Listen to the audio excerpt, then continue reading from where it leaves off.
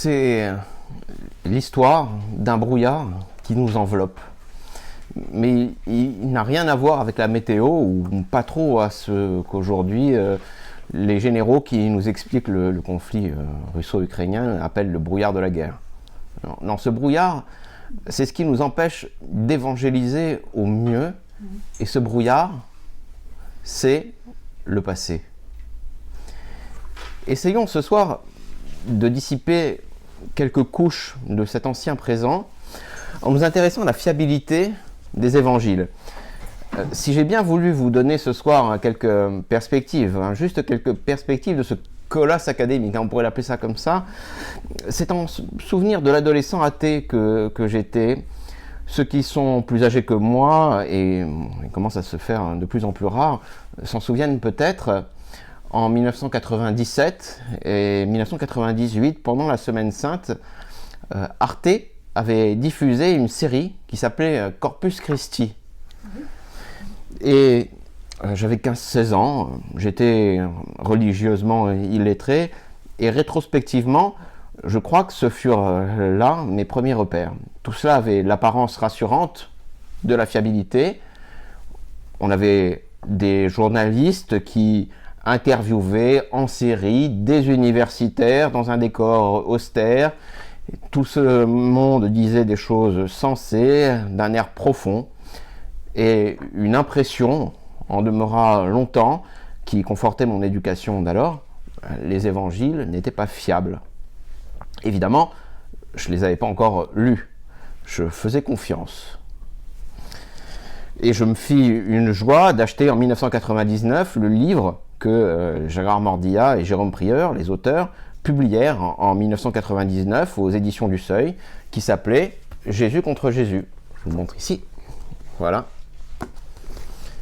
Je l'ai conservé. Et je m'appuyais sur ce succès d'édition, d'ailleurs, pour argumenter contre mon professeur de philosophie. Et dans mon souvenir, elle ne savait pas trop quoi répondre. Et elle était catholique, voilà, pratiquante. Et leur interrogation principale, reprenant celle de Jésus, c'était « Et vous, qui dites-vous que je suis ?» Et cette interrogation, elle était utile parce que c'est celle de l'historien et c'est celle de tout croyant. Mais évidemment, pour moi, ce furent des années perdues et il me fallut des études d'histoire et une expérience au sein, je dirais, d'une famille de journalistes pour me dire que si l'on pouvait torturer des documents pour qu'ils avouent, on pouvait aussi les forcer à se taire. Et il y a le brouillard de la guerre, et vous voyez, il y a aussi le brouillard journalistique, il y a le brouillard universitaire, il y a le brouillard documentaire. Et ce soir, j'ai envie d'aborder les dernières recherches depuis les 30 dernières années. Et plus je pensais à cette conférence, et plus j'avais envie d'aborder avec vous les quelques éléments que l'adolescent que j'étais aurait dû et aurait peut-être aimé entendre. Dans cet esprit, je ne m'engagerai pas en profondeur dans la discussion des différents passages, paraboles, péricopes, qui génèrent toujours des tonnes de commentaires. Je vais proposer le cadre général pour les étudier après. Alors, les évangiles sont-ils fiables ? Pour répondre à cette question, nous devons d'abord passer par la compréhension de l'histoire. Qu'est-ce que l'histoire ? Alors, il y a beaucoup de définitions.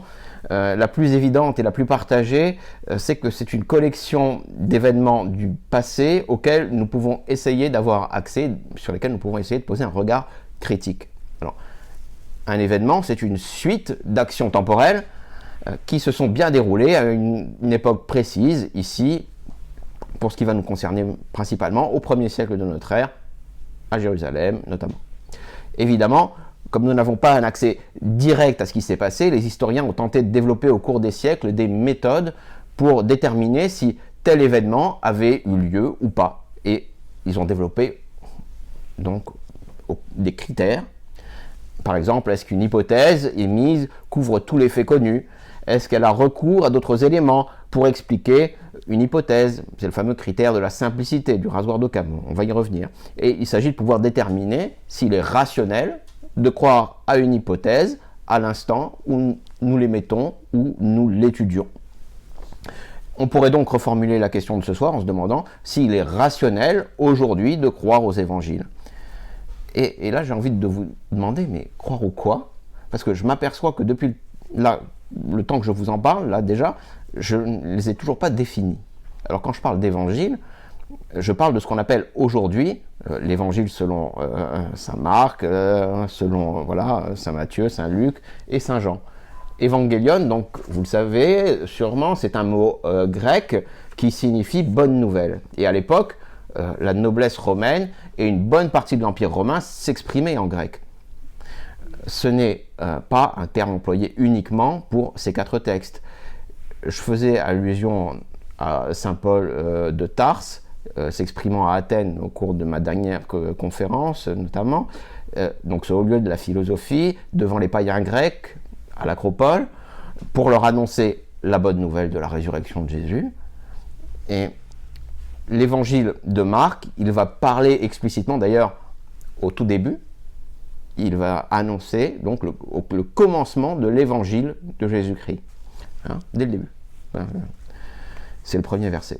Tout en renvoyant à un passage du prophète Isaïe. Donc, vous voyez déjà, il s'agit de ce qu'en littérature on appelle donc un incipit, une ouverture, et en langue grecque, donc vous voyez, tout de suite, là, ça fait vraiment, il fait appel à un prophète hébreu, en langue grecque, on a déjà ce mix qui est déjà peut-être une indication concernant l'origine de l'auteur. Et donc c'est au IIe siècle qu'on parlera au pluriel d'évangélia, donc d'évangile, avec Justin Martyr. Une des premières questions qui pourrait se poser, c'est: avons-nous le bon texte? Parce que les 4 évangiles, c'est entre 11 000 et 20 000 mots en grec. Et une idée commune voudrait que ces textes anciens et donc que leur contenu soit mouvant, voire mauvais. C'est un peu l'idée justement de Jésus contre Jésus. A contrario, moi je dirais que cette question, elle montre que nous avons à notre disposition beaucoup de versions de beaucoup de copistes, et d'ailleurs pas seulement en grec.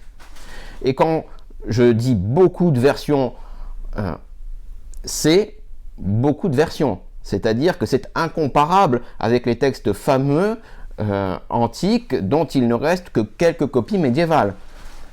Voici à peu près, pour vous donner une idée, pour le Nouveau Testament dans son ensemble, des estimations du nombre de manuscrits.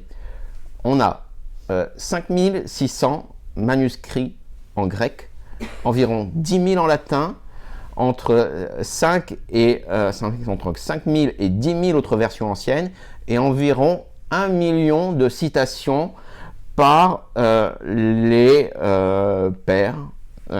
Donc, vous voyez que déjà, dès l'Antiquité et le Moyen-Âge, on a quelque chose qui est extraordinaire.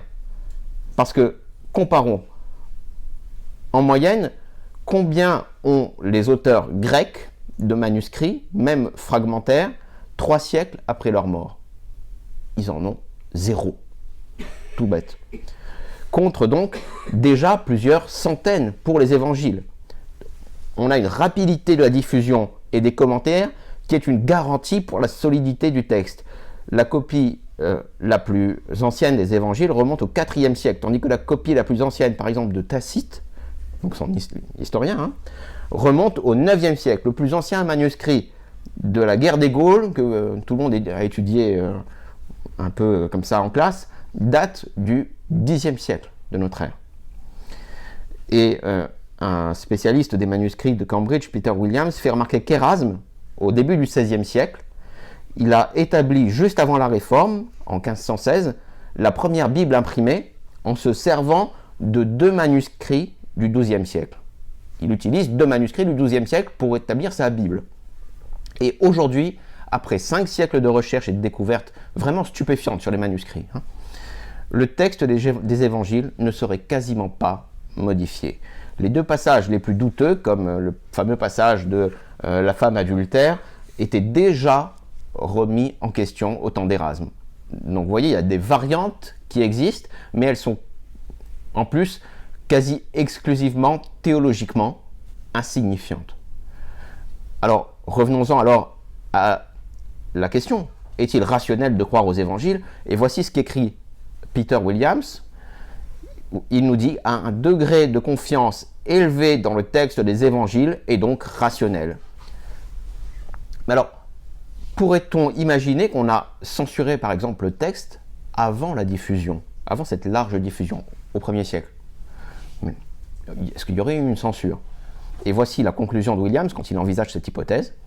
Toute altération du texte de la première composition devrait nécessairement se limiter à des changements apportés à un évangile particulier ou des changements suffisamment minimes pour être considérés comme authentiques par des copistes qui n'auraient pas accepté de transmettre un contenu altéré ou des changements dont nous aurions des preuves dans nos manuscrits. Autrement dit, c'est totalement improbable.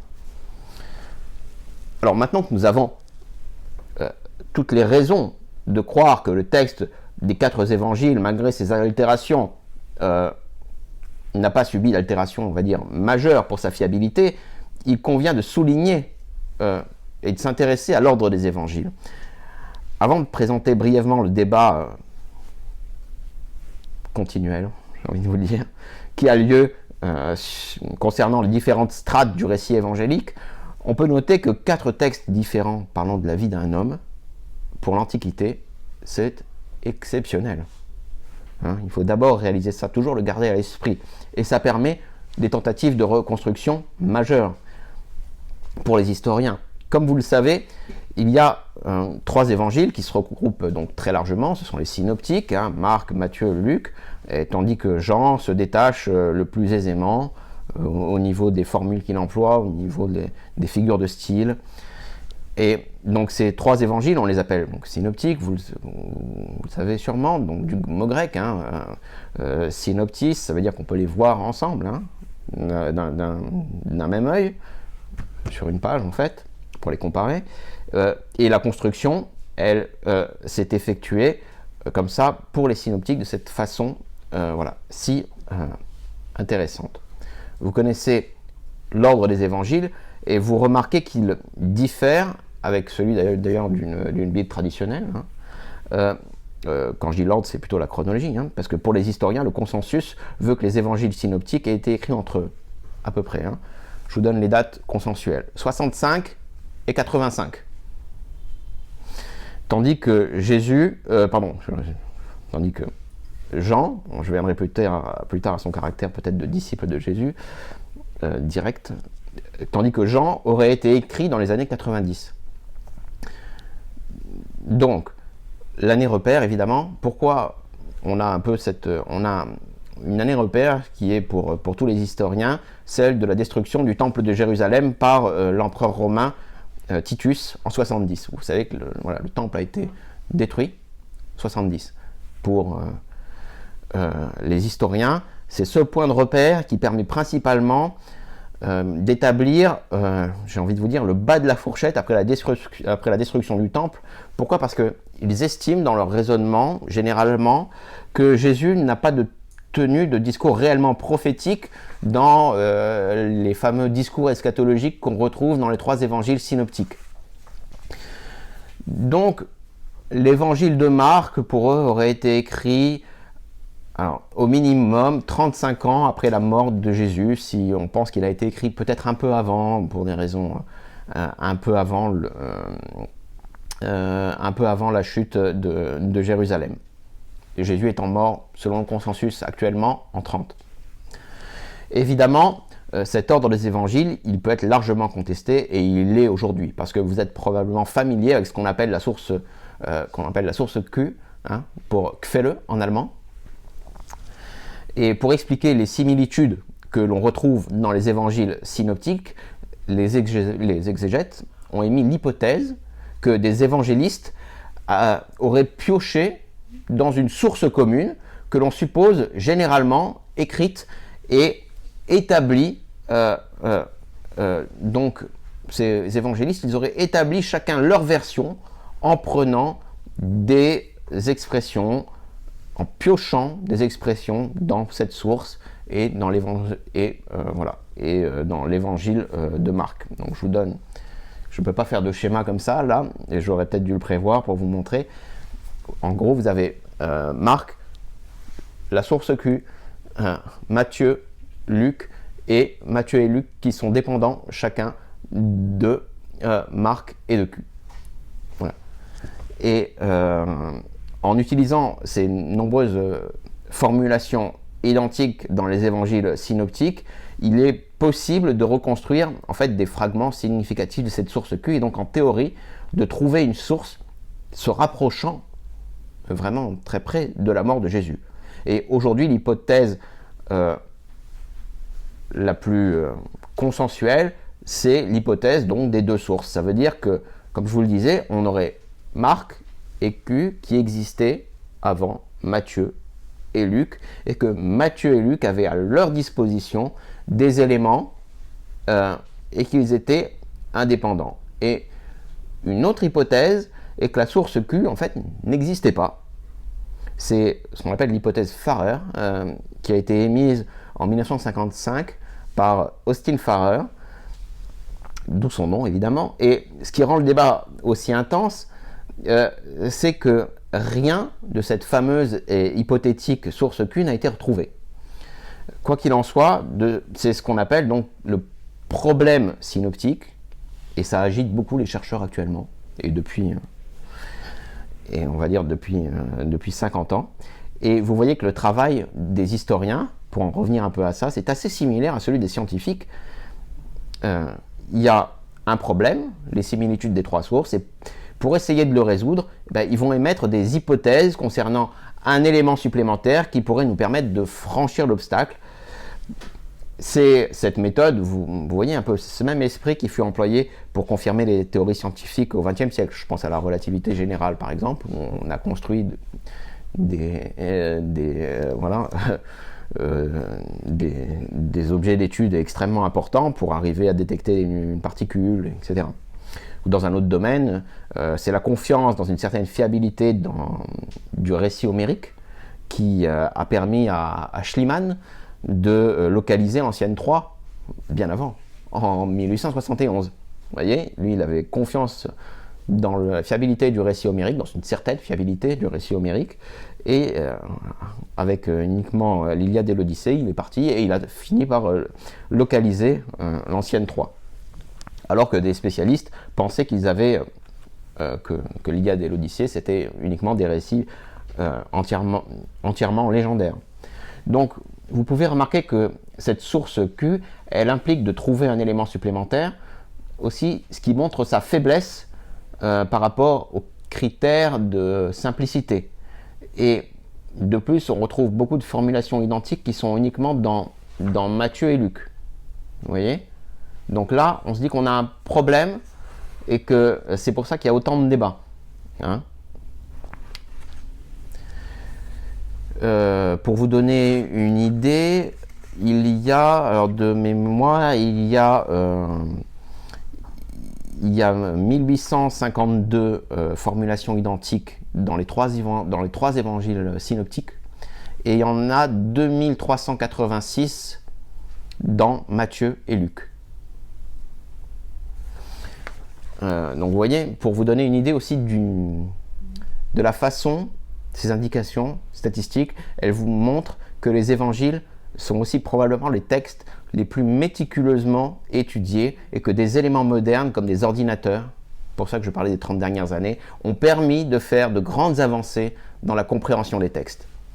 Et en vous parlant des avancées des 30 dernières années, je voulais aborder deux livres qui vont vous aider à vous faire une opinion concernant le degré de fiabilité que l'on peut attribuer aux évangiles. Concernant le premier, sa première édition date de 1992, donc voilà, tout juste 30 ans, avec une seconde édition en 2004, et son titre c'est... c'est ça. Son titre c'est, voilà, What are the Gospels? Que sont les évangiles? Titre généraliste qui n'attire pas vraiment l'œil, il faut dire. Et il fait penser évidemment à cette question de Jésus que j'évoquais dans mon introduction, et vous, qui dites-vous que je suis?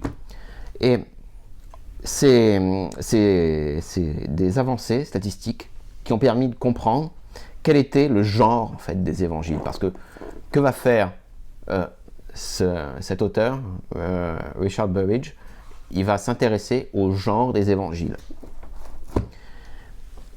En clair, qu'avaient en tête les auteurs, les évangélistes, lorsqu'ils les ont composés? Est-ce qu'ils voulaient écrire un récit de science-fiction? Non. Est-ce qu'ils voulaient écrire un récit mythologique? Non. Est-ce qu'ils voulaient écrire une biographie? Oui. Mais ils avaient plutôt à l'esprit une biographie antique.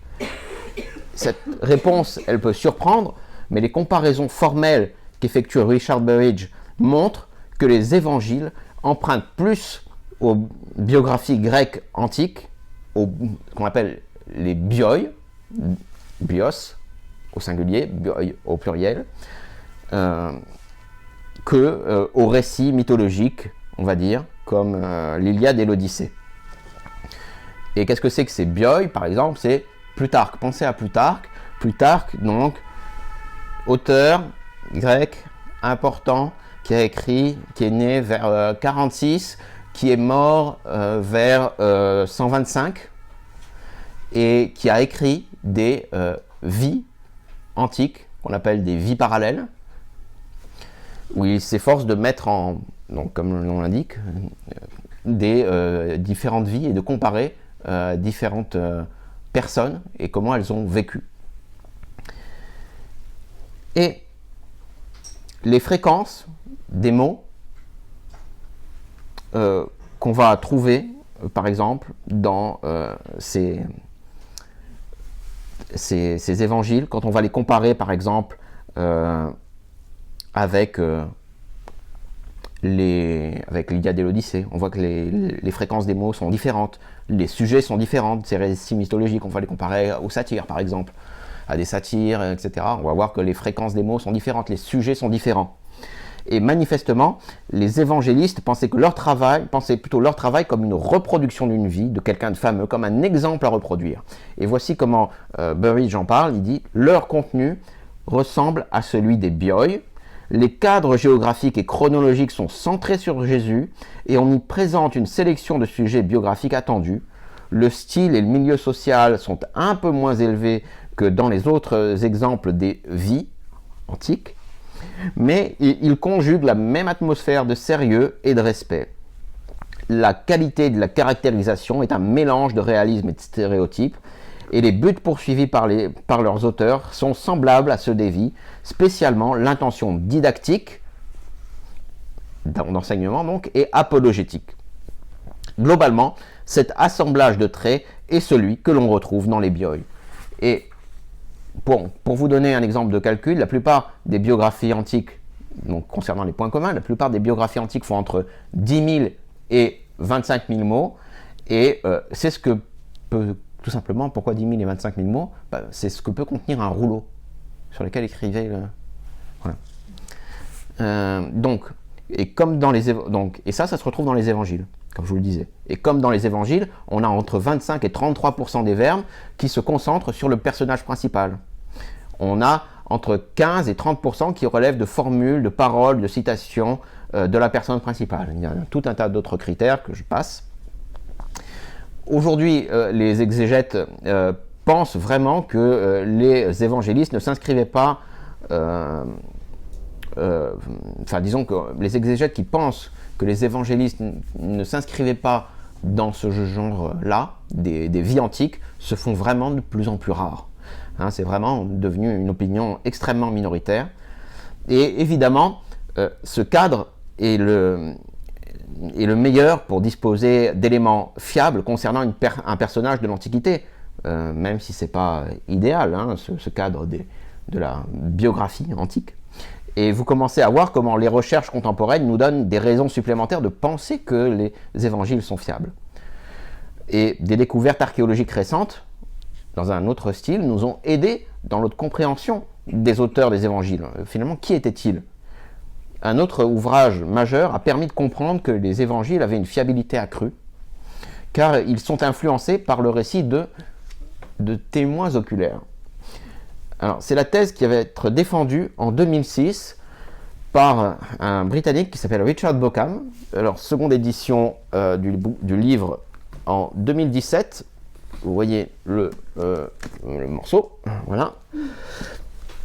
Hein, ça fait, je ne sais pas combien de pages d'ailleurs maintenant. Dans la seconde édition, il y en a rajouté entre les deux.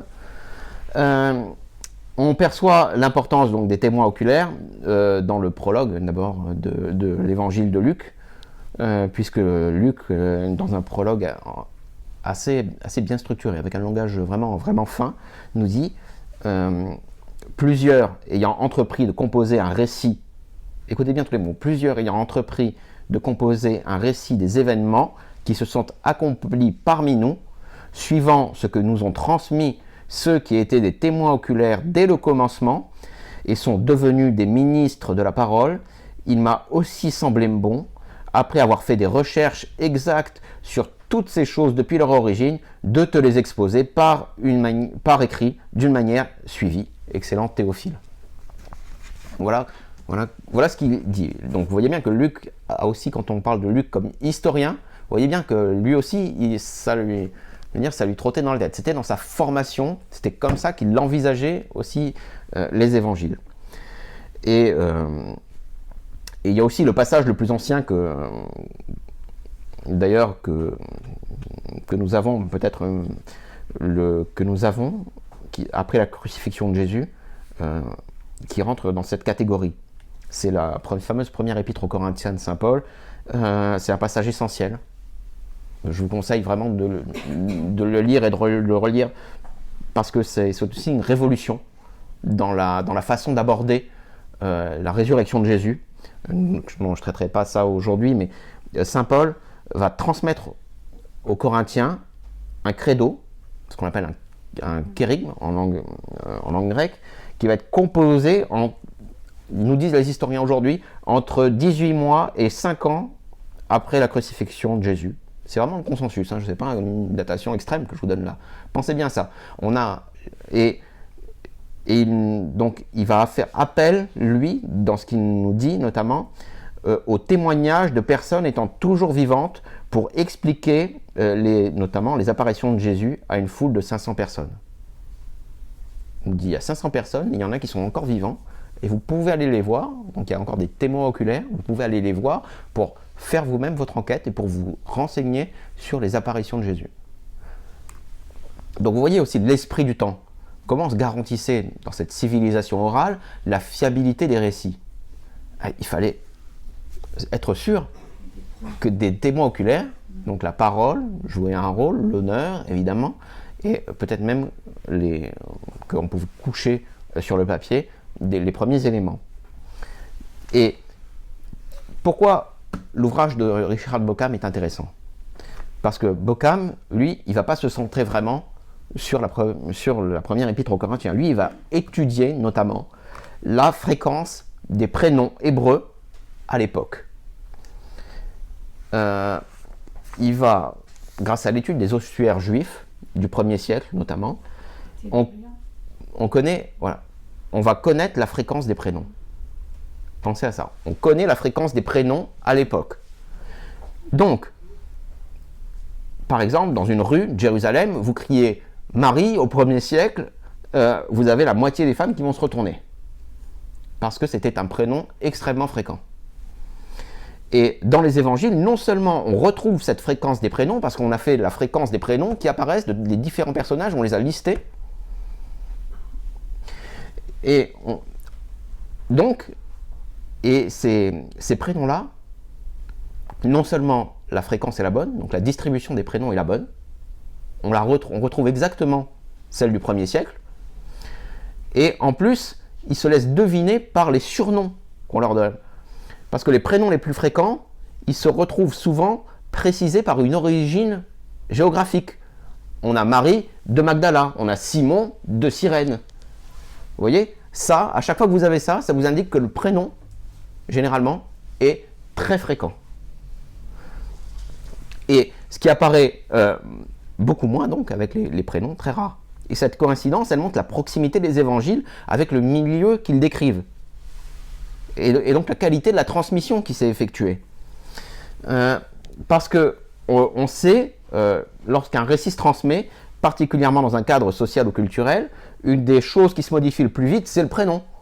parce qu'il est corrélé avec rien, parce que votre visage n'est pas corrélé avec un prénom, et parce qu'il permet d'adapter le récit au nouveau contexte.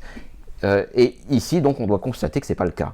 Et Richard Bauckham, il soutient même après, dans son livre, que Jean est même un témoin oculaire. Jean, pour lui, et il donne des arguments forts, c'était celui qui était au pied de la croix. Donc en écrivant son récit dans les années 80-90, probablement 90, vieil homme, Jean a eu le temps de méditer sur les paroles et les événements. Et on pense, et pour l'âge, même l'âge n'est pas excessif, parce que les individus on a des exemples de personnes qui ont vécu extrêmement longtemps. Et dans la même veine, une autre recherche importante qui va produire un impact sur notre évaluation de la fiabilité des évangiles va concerner les différences qui s'y trouvent. Alors là, c'est autre chose. C'est autre chose, et on va revenir au genre des évangiles. Cette question, elle va être posée par Mike Licona dans un ouvrage qui va être paru en 2017 et qui s'appelle évidemment, comme son nom l'indique, pourquoi il y a des différences dans les évangiles. Une question essentielle, parce qu'on se dit, mais pourquoi il y en a autant? Alors, la première remarque, évidemment, elle est assez contre-intuitive, mais elle est de dire que trouver des différences mineures dans les récits, c'est rassurant. C'est rassurant parce que quant à l'indépendance des témoins, car des différences mineures sont attendues dans tout récit. Et c'est pas seulement parce que, c'est pas seulement parce qu'on n'a jamais la même vision d'un fait rapide et stressant, mais c'est parce que par nature, il y a des versions qui diffèrent. La façon qu'un jeune homme d'un milieu simple de vous raconter une histoire comparée à la façon dont une jeune femme très éduquée et très âgée va vous raconter une histoire, c'est pas du tout la même chose. Et pourtant, c'est la même histoire. Hein? C'est le même fait qu'ils ont vécu. C'est pas du tout la même chose. Et dans une enquête de police, vous savez que c'est un indice qu'il n'y a pas eu de collusion entre les témoins qui sont supposés indépendants. Au-delà de ça, il faut intégrer, et c'est ce que fait Mike Licona, ces différences, donc, comme je vous le disais, dans le genre des évangiles. Ces biographies antiques, par exemple, comme celle de Plutarque, elles vont utiliser des outils pour compresser, par exemple, des événements, pour faire ressortir une seule personne dans un récit alors qu'il y en avait beaucoup plus, pour déplacer des événements. Et ça, c'était un outil habituel dans les biographies antiques. Et donc, c'est en comparant ce qu'on appelle des passages célèbres, des péricopes de Plutarque, qu'on se rend compte de tous ces changements et de tous ces artifices qu'il fait un même événement quand il raconte deux récits différents. Et les évangélistes, eux, ils sont beaucoup plus fidèles. Ils ont peut-être un esprit un peu plus hébraïque quand ils effectuent ce travail de comparaison. Mais effectivement, les différences ne manquent pas de surgir, et peut-être qu'il serait aventureux de tenter à chaque fois de les torturer pour les réconcilier. Peut-être que les évangélistes se situaient dans une autre perspective. En fait, peut-être qu'ils se situaient dans la même perspective que nous lorsque nous lisons une autobiographie populaire, non académique. Aujourd'hui, personne ne pense que tous les mots retranscrits ont été prononcés tels quels. Certains événements, on le sait, ont été compressés, déplacés pour ne pas ennuyer le lecteur. Mais d'ailleurs, qui pourrait résister à une biographie qui n'excluant rien, retranscrivant tout? Ce serait suivre une personne 24 heures sur 24. Autrement dit, ce serait peut-être ennuyer le lecteur, et même impossible comparé à la possibilité de l'époque. Je vous parlais des rouleaux, notamment, à disposition. Donc, les évangiles ne racontent pas toute la vie de Jésus, c'était pas leur objectif. Et d'ailleurs, c'est ce que nous dit l'évangile de Jean. Il nous le dit comme ça. Pour citer un passage du catéchisme de l'Église catholique qui répond à cette question, il nous dit beaucoup de choses, je cite donc, beaucoup de choses qui intéressent la curiosité humaine au sujet de Jésus ne figurent pas dans les évangiles. Presque rien n'est dit sur sa vie à Nazareth, et même une grande part de sa vie publique n'est pas relatée. Ce qui a été écrit dans les évangiles l'a été, et là le catéchisme cite l'évangile de Jean, pour que vous croyiez que Jésus est le Christ, le Fils de Dieu, et qu'en croyant, vous ayez la vie en son nom. J'ai envie de vous dire, pas plus, pas moins.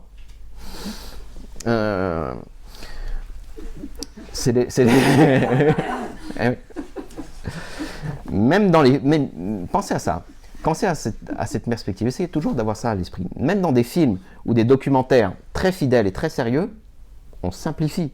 On garde que l'essence. On garde ce qui permet de caractériser une personne ou un événement. Mike Licona, que je citais, donne l'exemple du film, peut-être que vous l'avez vu, même sûrement, Apollo 13. Vous savez, il avait eu un grand succès. Il a été encensé pour sa fidélité aux événements. Et bien, la phrase la plus célèbre du film, qui dit « l'échec n'est pas une option », elle est prononcée dans le film par le directeur des vols spatiaux, alors que les astronautes sont presque perdus. Et c'était un credo, vraiment, bien connu par tous les ingénieurs du centre de mission spatiale, mais qui ne fut jamais prononcé par le directeur lors d'Apollo 13 à cet instant. Et les scénaristes, qu'est-ce qu'ils ont fait? Ils ont choisi de le faire prononcer dans ce moment décisif pour montrer l'esprit qui animait les ingénieurs. En cela, j'ai envie de vous dire, ils ont fait preuve d'une grande fidélité, parce qu'ils ont, et c'est l'esprit de Plutarque, et c'est probablement celui des évangélistes, ils ont montré l'esprit, l'essence qui animait, dans un cadre limité. Voilà. Et on peut penser que,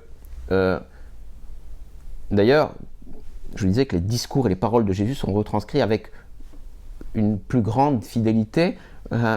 Pourquoi plus grande fidélité que ceux qu'on retrouve dans les biographies antiques? Parce que c'était un enseignement qui était répétitif. Il y avait beaucoup, et c'était fait exprès, beaucoup d'exemples frappants de paraboles. Donc facile à mémoriser. Tout comme les allitérations l'étaient aussi. Il est donc normal d'utiliser un procédé mnémotechnique et de prendre des précautions quand on diffuse un message, notamment le fameux pour partez à deux. Ça aide pour ne pas détourner un message. Ah, au fait, tu te souviens? Non, je me souviens pas. Qu'est-ce qu'il a dit? Est-ce qu'il l'a dit comme ça? Voilà. Et on cite souvent le sermon sur la montagne, à la fois pour les différences entre Matthieu et Luc, mais aussi pour ses allitérations. On pense que Jésus a parlé en grec, et pour être mieux compris de cette foule venant de différentes régions. Et voici ce que dit Peter Williams, j'y reviens, lorsqu'il évoque les béatitudes donc, de Matthieu. Il nous dit les 4 premières béatitudes, là je cite, commencent par l'allitération de la lettre pi et les expressions bien connues, pauvre en esprit, soif de justice, cœur pur et persécuté pour la justice. Elles combinent toutes une allitération et une assonance, ce qui semble suggérer que Matthieu décrit Jésus en train d'enseigner en grec, en cette occasion du moins. Vous voyez, on a tout le cadre pour en fait avoir une retranscription fiable.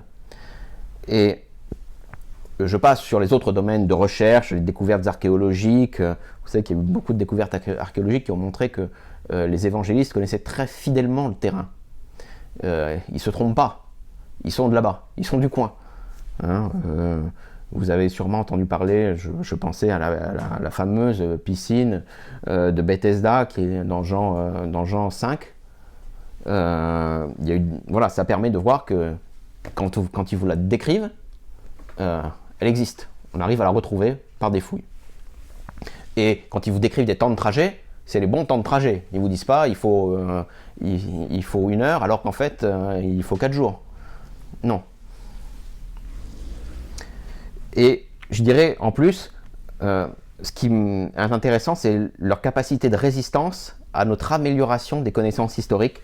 Par exemple, la fameuse découverte des manuscrits de Qumran. Le degré de fiabilité des évangiles a très bien résisté à cette nouvelle découverte qui a été quand même bouleversante pour tous les spécialistes.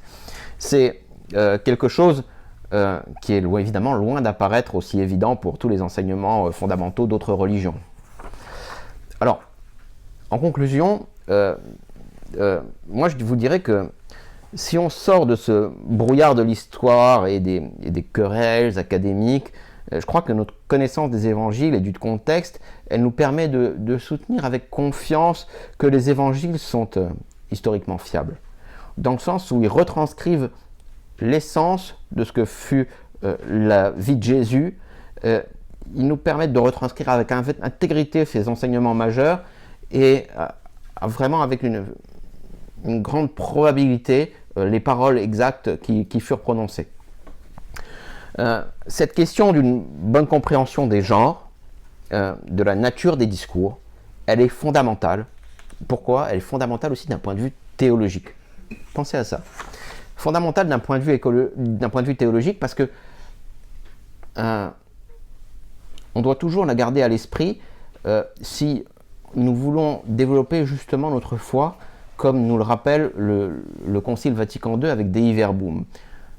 Je termine par cette citation de Dei Verbum qui m'apparaît importante. Et voici ce que dit Dei Verbum pour vous faire comprendre tout l'enjeu de détecter le genre, l'intention des auteurs. Cependant, dit Dei Verbum, puisque Dieu, dans la Sainte Écriture, a parlé par des hommes, à la manière des hommes, il faut que l'interprète de la Sainte Écriture, pour voir clairement ce que Dieu lui-même a voulu nous communiquer, cherche avec attention ce que les hagiographes ont vraiment voulu dire et ce qu'il a plu à Dieu de faire passer par leurs paroles.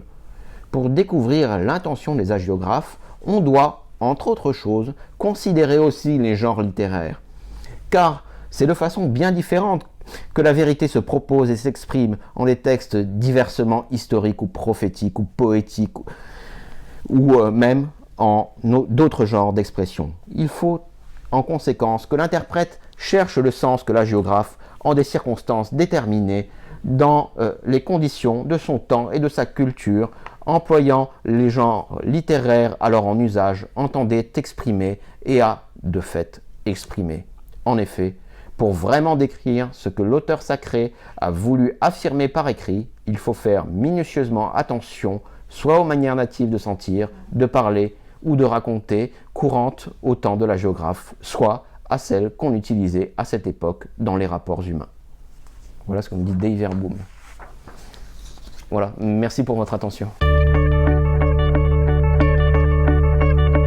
Quand vous parlez d'écrits des chrétiens d'Orient, vous parlez des premières sources. Par exemple, on a des manuscrits qui ne sont pas écrits ni en grec, ni en grec, ni en latin. On a des manuscrits qui sont écrits dans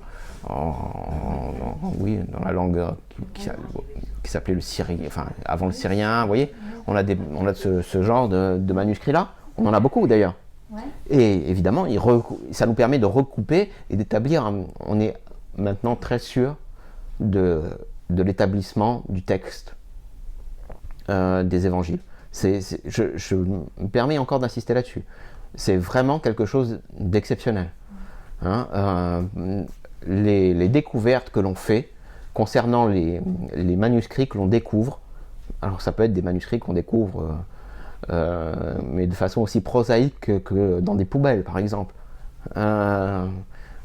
Vous découvrez des manuscrits, vous nettoyez le texte et vous avez un palimpseste, et derrière, donc, vous trouvez une couche et qui vous montre que voilà, vous avez une phrase des évangiles. C'est pas évidemment tous les évangiles, c'est une phrase, voilà, quelques mots que vous arrivez à recouper par toute cette science qui s'est développée. Et les techniques maintenant vont très très loin, évidemment, puisqu'on fait appel à tous les objets les plus modernes pour distinguer les différentes couches par écrit, etc.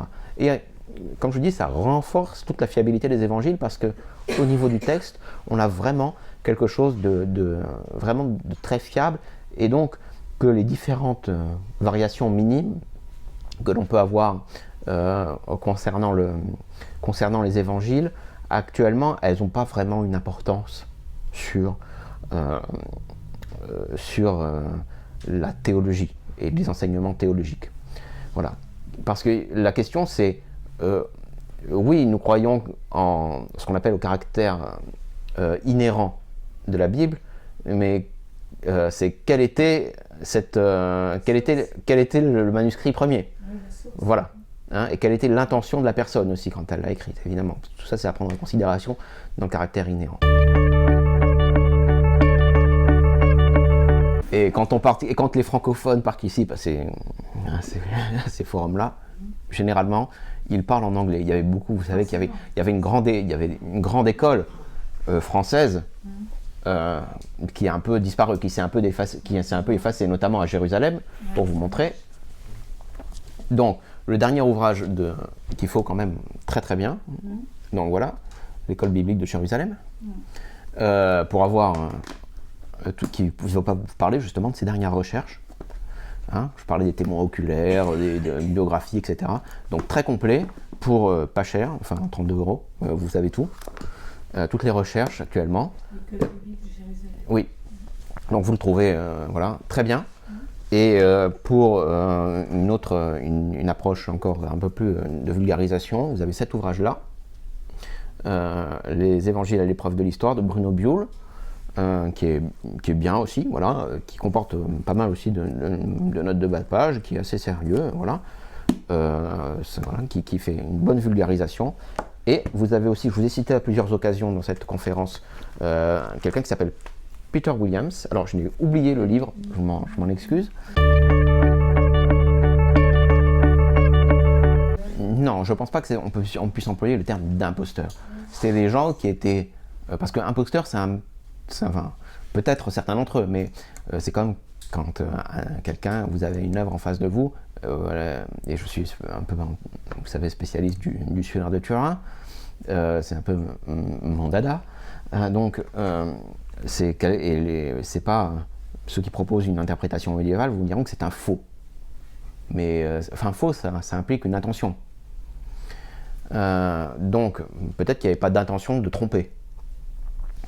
Et la même chose avec les évangiles apocryphes. Quelle était l'intention vraiment de leur auteur? Est-ce qu'il voulait vraiment tromper les gens, ou est-ce que c'était par un manque de connaissances et de reproduction orale qui avait abouti à des tas de déformations?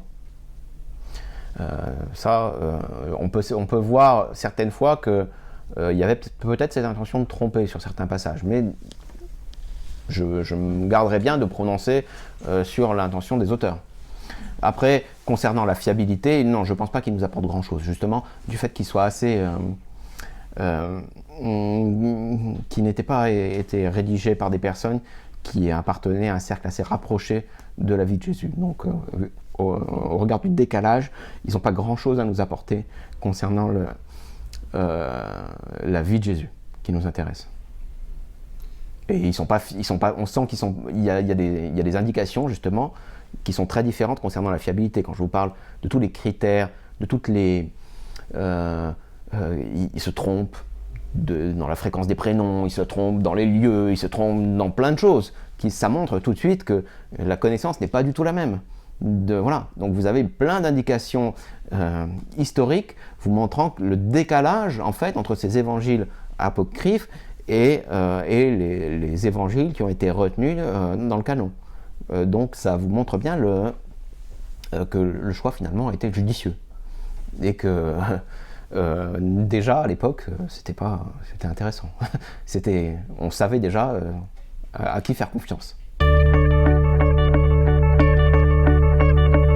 On a par exemple d'autres études, puisque je vous parlais de logiciels, je vois commencer à surgir des études comparées à la fréquence des mots. Vous savez qu'on est capable de déterminer qui a écrit un texte en étudiant la fréquence des mots qu'il emploie. Et c'est spécifique c'est comme à chaque personne. Et donc si vous commencez maintenant à étudier les évangiles, restons-en aux évangiles, et au Nouveau Testament, et à comparer les différents textes, vous êtes capable de déterminer si l'auteur est le même. En fait, vous avez une probabilité vous avez une probabilité qui est générée. Alors actuellement, c'est pas encore très au point et c'est très difficile à faire sur la Bible. Pourquoi? Parce que non seulement chacun reprend des passages de l'autre, mais en plus ils font souvent allusion à des passages de l'Ancien Testament, même s'ils ne les mettent pas entre guillemets. Donc c'est une construction extrêmement complexe. Mais on a vu qu'on a commencé à surgir, et je pense que ce sera un défi au cours des des prochaines décennies d'arriver à déterminer si les auteurs sont bien les mêmes. Ça marche très très bien actuellement pour déterminer, par exemple, on a déterminé que un auteur par exemple fameux italien qui opérait sous pseudonyme voilà, on a déterminé son identité uniquement en étudiant la fréquence des mots.